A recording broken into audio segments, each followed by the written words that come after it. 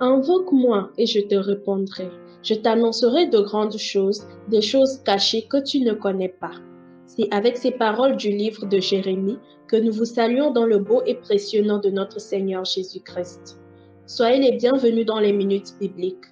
Nous sommes le lundi 21 février 2022 et les textes qui nous sont proposés sont tirés de Éphésiens au chapitre 4, les versets 17 à 24 et le psaume 14 accompagné du cantique Les anges dans nos campagnes, gloire à Dieu, 449.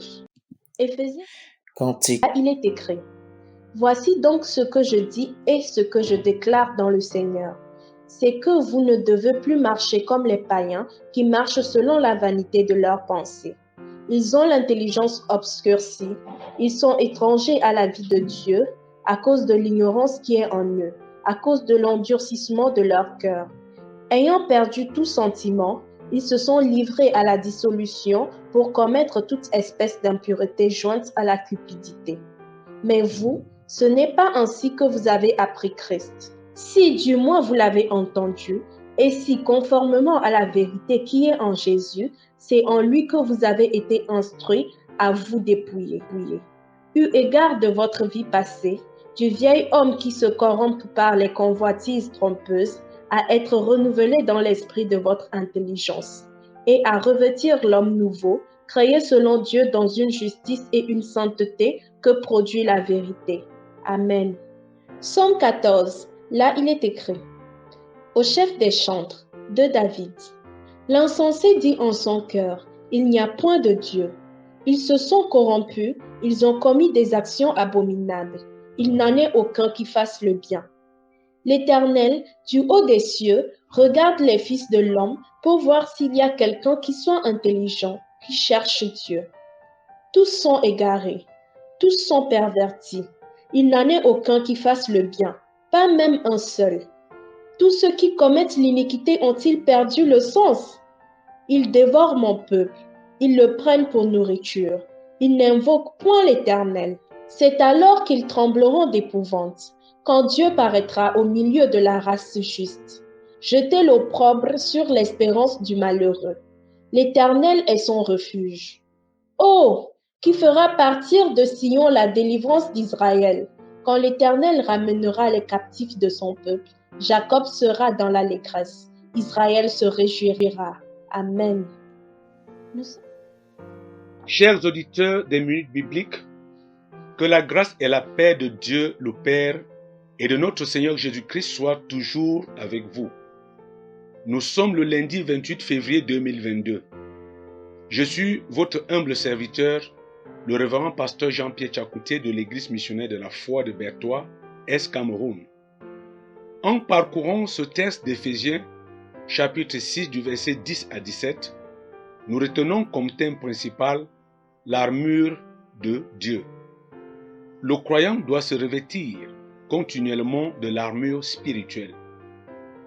Il est écrit dans Éphésiens 6, du verset 10 à 11, je lis au nom de Jésus, « Au reste, fortifiez-vous dans le Seigneur et par sa force toute puissante. Revêtez-vous de toutes les armes de Dieu afin de pouvoir tenir ferme contre les ruses du diable. » Chers auditeurs, Paul voyait la vie du croyant comme une sorte de combat et souhaitait que les croyants se préparent pour cette bataille contre un ennemi dangereux qui est le diable. Et comme arme offensive, il nomma juste l'épée de l'esprit. Toutes les autres étaient utilisées pour la défense. Il est écrit au verset 17 d'Éphésiens chapitre 6, je lis au nom de Jésus, « Prenez aussi le casque du salut et l'épée de l'esprit, qui est la parole de Dieu. » Ce qui doit également nous intéresser, bien-aimés, dans ce chapitre, c'est l'origine de ce combat. Nous devons connaître l'origine. Bien-aimé de Dieu, ce que tu ne dois pas ignorer est que dès le premier jour que tu t'étais tenu pour accepter Jésus-Christ dans ta vie comme ton Seigneur et Sauveur personnel, tu avais déclaré la guerre à l'ennemi. Aujourd'hui, tu vis dans une zone de combat que tu le veuilles ou pas. Mais Dieu, dans son grand amour, a mis à la disposition des croyants cette armure.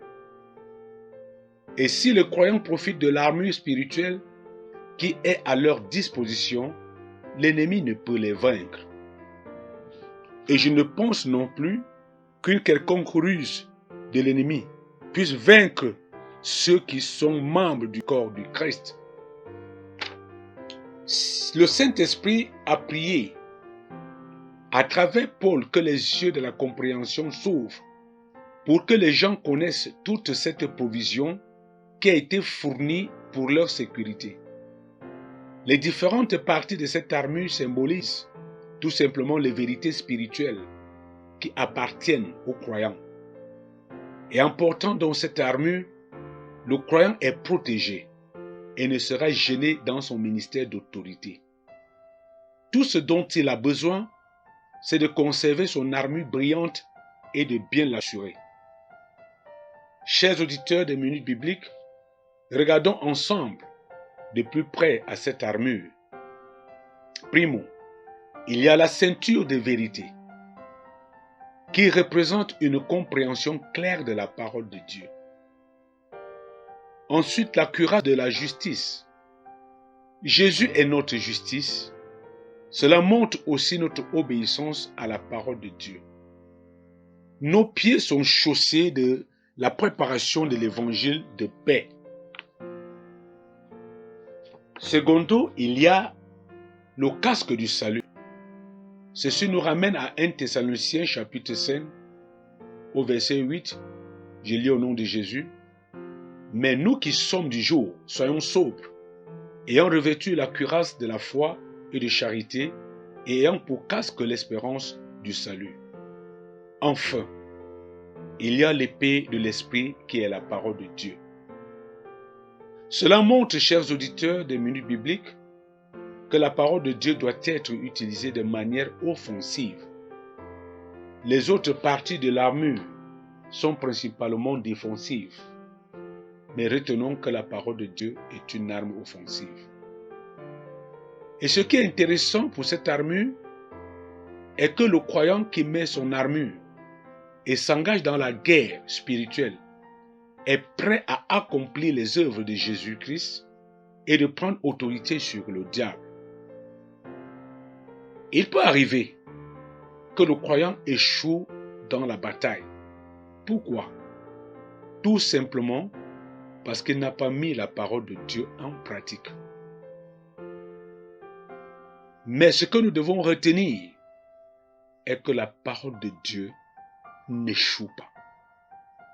Oui, bien-aimés de Dieu, la parole de Dieu n'échoue pas.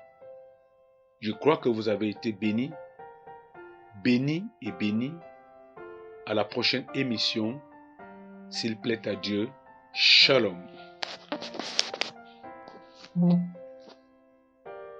Nous sommes arrivés à la fin de nos lectures de ce matin. Nous vous remercions et que la paix de Dieu demeure continuellement avec vous.